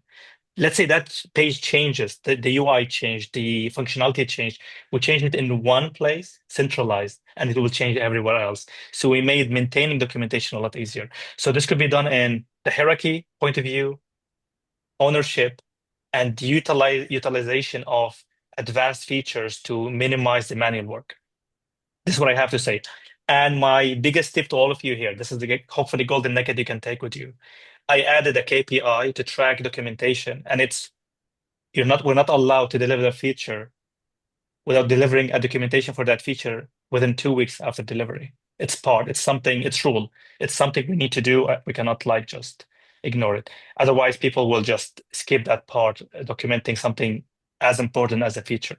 So hopefully that answered your question, Katrina. A really great one. I didn't expect something about documentation. Great tips. Thank you so much. Thank you. Thank you so much. You remember, guys, when I told you show up and support in comments and have a conversation with people? This is exactly what the next hand we have. Hopefully I'm pronouncing your name correctly. Krithik, that's how I get to know him. I feel like I know him. Always nice to see you, Krithik. I never knew him before.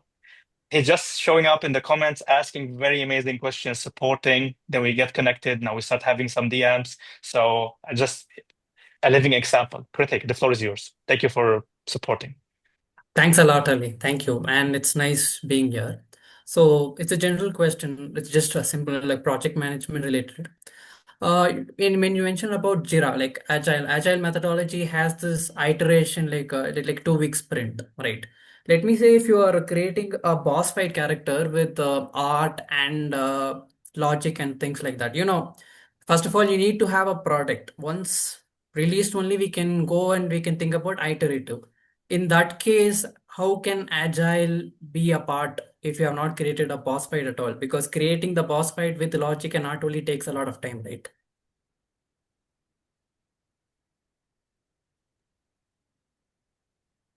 So it feels like we have some dependency in here because creating a boss fight requires some logic, gameplay, and some art. And it will involve multiple teams, I'm promising you. Like boss fight will include like 5-6 teams minimum. One will be doing the assets, one of them doing the logic. If it's a even area boss fight where it's like terrain changes. So this will be reflected on multiple epics. And now if you have Jira Premium, you can have even extra above an epic where you have multiple epics in one view. Only in Premium, sadly, cannot have it in the normal one.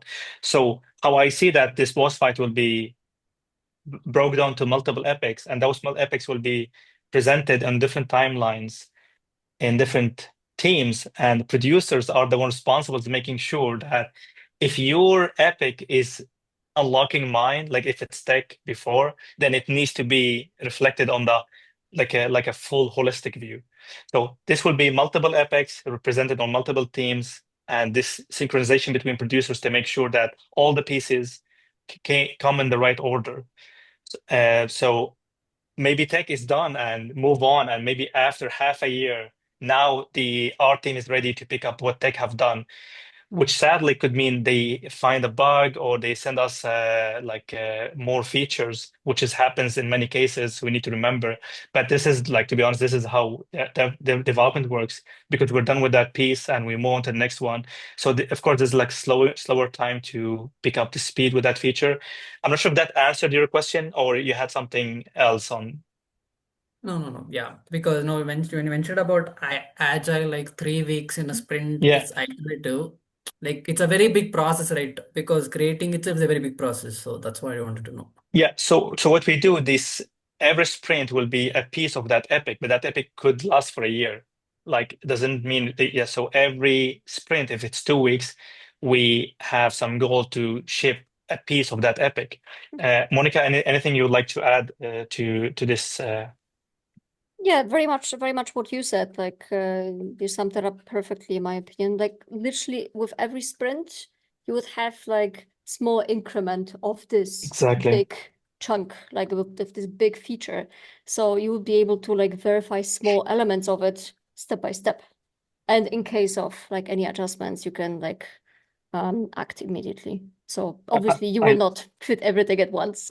No, and I like you use verify because why 2 week sprint is amazing, even though it's a big feature, because we ship internally because if you guys familiar, when CD Projekt Red at Starstable, we have our own engines and we ship this engine internally. So our developers will have access to the small piece we have done in that feature. So they get to test at least something and give us feedback quickly, which is allow us to react faster because the longer we wait, the more expensive it becomes. Thank you so much, Kritik, for the great question and for the support. Means a lot. Jonas, Thank you, Ali. Thank you, Monica. you're next. Thank you. Before we go to Jonas, Yes. you are being called out, and rightfully so, on the chat to share the links which you promised. So please do, because it's last. I did. I Yes. did. I swear Okay. I did, but I will do it again. Someone didn't pay attention. So Okay. yes, you'll have the links in the chat. Me too, because it's just speeding up the chat. No worries. And Here. then we can ask Jonas, yes, to ask his question. All right, thank you so much. And thanks once more for the great opportunity and the awesome insights. So my question concerns localization, because Monica, you mentioned that usually it is placed in the post-production, but sometimes you can start thinking about it earlier. And my question is, how do you decide when to start or if to start earlier, and how far can you push it forward? So I would say it depends on the content that is signed off or not. Like if you're already in production, like the sooner you start with the localization, the better, obviously, because it gives you more time for all the translations with vendors and so on. But you need to always make sure that the content that you're sending for translations, for localization, is signed off and is not going to change. So as soon as you have that, let's say, you know that this piece of game, like those dialogues, those voiceover lines are not changing, they're staying. In my opinion, this is a good like moment to start localizing. Obviously, the very good and safe moment is when the project is at the feature complete and content complete, and you're basically at the lock where the content shouldn't change anymore. So yeah, I'm not sure if that answers your question. Absolutely. Thank you so much. Thank you so Thank much, you. Monica and Jonas. And we can jump to Christian. Hi. Hello. I want to thank you for your time and for this opportunity. And I'm going to ask something about a producer portfolio, especially if it's on a website. Do you think that you should show everything you've done in the video game industry? For example, if I've worked as a narrative designer or something like that, or you should be vertical on the management side of your experience. That's a Right. really Go good. Monica, no. I said like this is a good question. Hopefully, it will benefit a lot of people. So, Monica, what you have on this? Okay, I do want to know your take on it as well, but Yeah. in my personal opinion, the more experience you like describe or like show, even if it's like not necessarily in the role like of a producer, but you have a different experience, like as you said, in narrative or anything else, it's always going to be helpful. And it always shows that you have the know-how in the industry, even if it's in a little bit different area. But in my opinion, it's worth mentioning. Yes. 100% agree. So lucky we work with the school, so we work with a lot of portfolios. And to be honest, like a lot of us professionals, we don't need, to be honest. I don't believe Monica will need any portfolio like, or me. I could say, I work at CD Projekt Red, I work at CD. So it's easy for us to jump between companies, but the entry point you need. So here is what I suggest to all of you: put what's relevant. If you have done something related to project management or leading a team, put that on top. And mention that you have been a game designer, but lower priority down a bit. So put in top what do you believe it's more important. Second tip: how much I should show in my portfolio. To be honest, be smart about it. Everything, but not at once. So what I do, I worked on this game as a producer or a project manager. Then I click on that link. Then you showed me what you have done in that project. And guess what? If I need to know more, give me as much as I want, but make it more collapsible and say, click here to see my Miro, whatever, then it's fine. But don't put that everything in one go. Let the one who reviewing your portfolio decide how much they want to take in, which is really helpful. So, and for a producer, it's a really tough one. Like, how can I? It's not a coder or art station. It's like a QA. You cannot show much. What you can show as a producer is how you handle difficulties. Like I mentioned to Monica, show me what kind of structure you have used, what methodology you have used for this game project. When you tell me, then I know that you're aware of there are different methodologies. You're aware of waterfall, agile. Tell me what kind of meetings do you have? Tell me about something didn't go well. What was the learning? Then I know that you're aware of your mistakes. So this is how I go about. My advice is for everyone interested in showing their skills for producer roles. Hopefully that answered your question, Jonas. Thank you so sorry, much. Christian. Sorry, Christian. Thank you so much. And cool. Now we're going to go to next hand raised. Oh, I'm gonna butcher your name, Mika. Sorry if I pronounced your name. Wait, all good. Micah, yeah. Oh, good. Yes, Micah. I kind of have two questions, but is that allowed? It's fine. Let's go. Go ahead.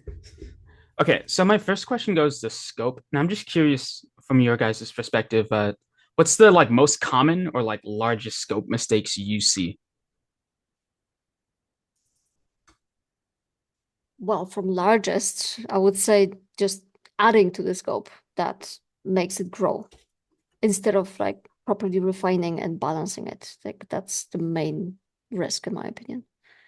Or changing it in a way that we are not able to really push forward. What about you, Ali? My dad, he used to be a carpenter, and he said something: measure twice and cut once. Very, very wise word if you think about it.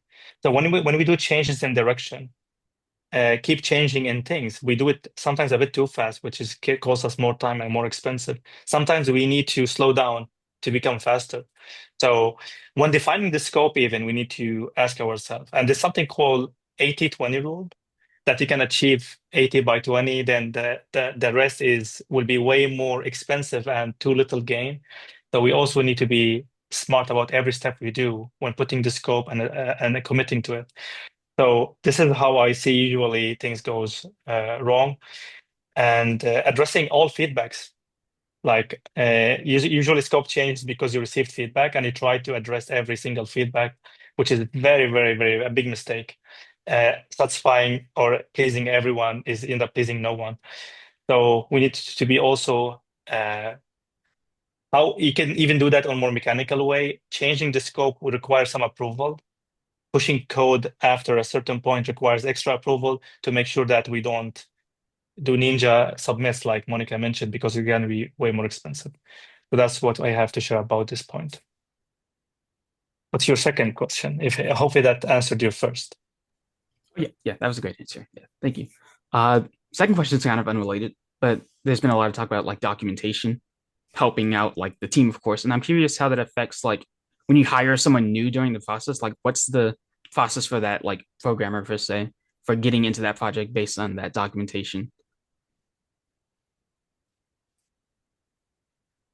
Well, I would say at least what we usually try to do is gather the list of the most crucial documentation for the person that is about to join, to prepare, let's say, the onboarding package for the person.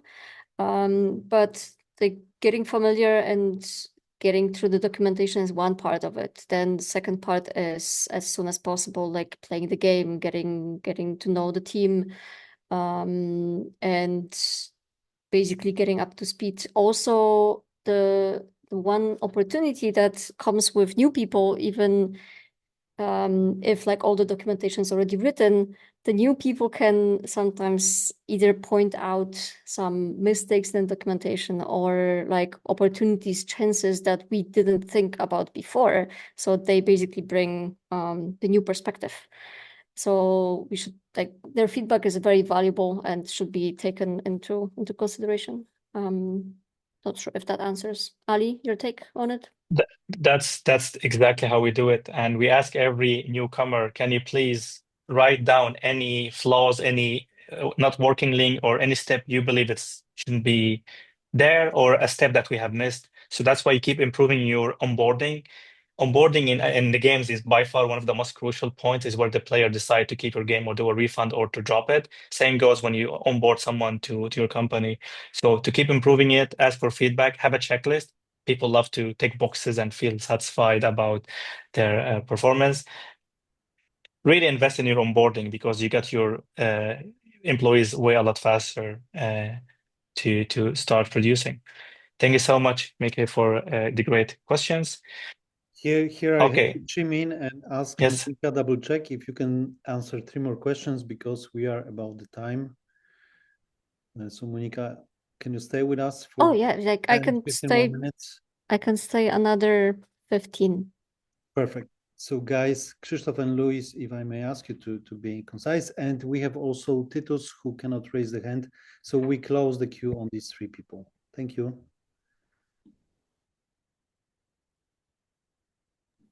Krzysztof, stage is yours. Hi, can you hear me? Yes. We can hear you. Hey, thank you for the great webinar. It was nice insight of the production place. I start the production course in Futuregames this September, so probably I will see some of you soon. I have just a quick question. How many game producers is in the company of the size of CD Projekt? And what do you think? Is it better to start to be a producer in the big company or small company? Thank you. All right. Regarding the number, not gonna lie, I'm not sure. Let me take a look. But there's quite a bunch of us. But the project obviously is also pretty big. So, well, roughly 40, I would say, more or less. But this is like not only on the project, it's also including like other projects. So around 40 in the company, I would say. Don't take it like exactly as this number. This is like approximately. Anyway, when it comes to if it's better to start in a smaller company or a bigger one, I'm not sure if in my opinion it makes a difference. It's all like obviously it gives you like much different experience, whether you're working with like smaller team or bigger team. It's much different cooperation, and bigger team brings also much more challenges, like working in between like departments and so on, ensuring the communication flow and stuff like that. But both small teams and big teams can teach you a lot of great stuff. So whenever you have an opportunity to start, be it smaller or bigger company, I would say take it. And if later on you switch for bigger or smaller company, you will be able to compare those experiences and bring something new to the table to the people that are already in there. And the other way around, you will learn something new. So don't only think that big projects are the ones that you should aim for, because the smaller companies and like indie games, for example, are like just example, like I don't know, Expedition 33, like, you know, unexpected, like small title, small team, such a great success. Like you can be a part of like a small team, but it can be a huge thing. So whenever there's good opportunity, just take it and try to make the best out of it. Thank you, Monica. I mean, at my company, we are 180 and we have 8 to 10 producers, if you include marketing. So maybe about around the same ratio. Where to start is really doesn't really matter. You should take the first real opportunity to get your foot in the industry. Don't be selective. Oh, I want to work with AAA specific. You might have the best experience in AA, like Expedition 33. A lot of people wanted to be in that title after all the success, or some indie success. So even though not a success, working on a smaller team means a different dynamics. You're expected to do a lot more. Working with a AAA, learning curve will be a lot steeper, and you will be doing very specific. You will be responsible for weapons production and for massive FPS game. Maybe you enjoy that, and it's insane teams, remote, different time zones. While in a smaller team, everyone on site is a lot faster, but you will do a lot more because you cannot afford to have some roles, so you'll be playing multiple roles beside your producer. So it depends where you are. In my opinion, take the first chance that you believe the team is good and you like the product. Thank you so much. And Luis, Sorry, yes, can I yeah, just add one thing? Because it's exactly what I was thinking. I was thinking it's better to start with the small company because then you are working wider. In the big company, you have to have specialization. So that's why I was thinking that maybe it's better to start from small. But okay, I understand that it doesn't really matter. also I'm so glad you mentioned this. There's the pros and cons for each because when you work with a smaller company, you might not have someone to teach you. While when you work for a bigger ones, you will have elite in the industry who's been in the industry for 25 years or something to learn from. It really depends. But maybe you have that in a smaller one. Like I said, it's all about the opportunity, measuring where we're gonna learn more because you don't want to end up not learning by doing only in a production environment could be stressful, not having any guidance, or could be where you can spread your wings and grow a lot faster. It depends on a lot of factors, but it's good to know that they are different. Both of them, they have their pros and cons, and yeah. Thank you so much, and see you soon at the course. I'm really See you soon. excited to Thank see you. one of Bye. the future producers with us here. Thank you so much. Thanks. Luis. Hi. Sorry, I have my camera off. I don't have a camera working at the moment. So I have two questions, but I will try to be brief given the limited time that we have. So I'm an indie dev working with a very small team of 2 to 3 members, and our project is increasingly growing in scope. I'm personally handling a lot of the QA, the programming, the art, and marketing myself. So my first question is, as this project reaches a more future commercial incentive in mind, we are further incentivized to expand the team. When would be a right time to consider expanding the team, and how do you select or prioritize the right talent or roles for this team?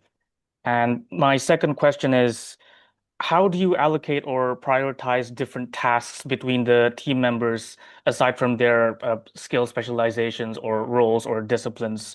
Uh, Especially assuming that we're all remote working, like how do you maintain the morale and productivity to be in line while still maintaining like the different goals and deadlines for the overall project? Thank you. Thank you so much, Luis. Monica.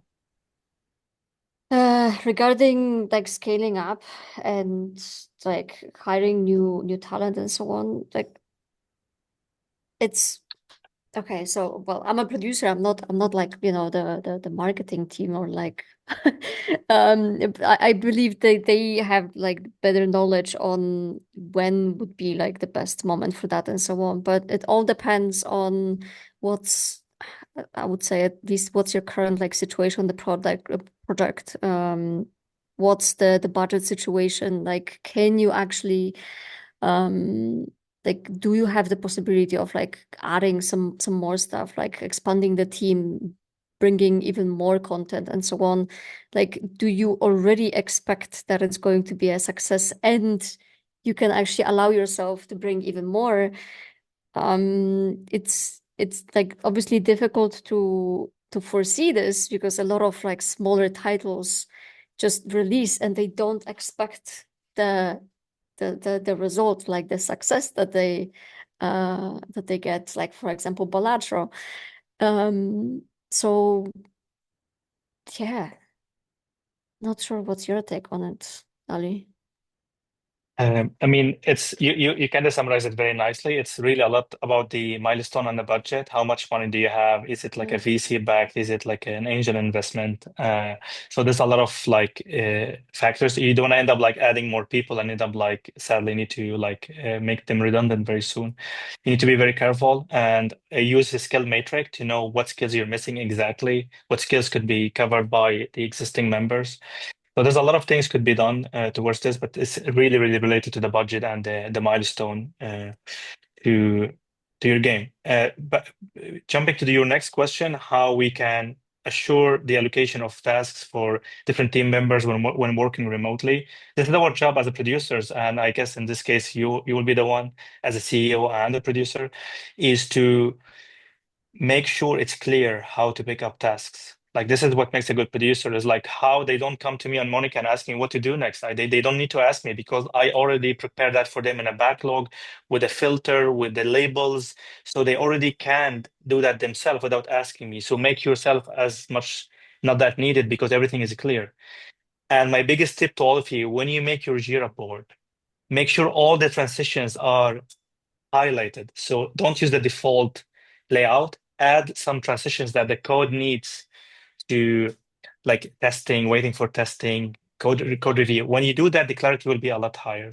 So that will help you a lot to reduce the amount of communication, especially when working remote and like across the seas.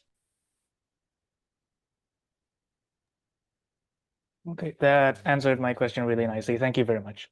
Thank you so much for your question, Luis. And you said, Piotr, we have one question from the chat. Yes, unfortunately, this person had to go, so we are officially released here.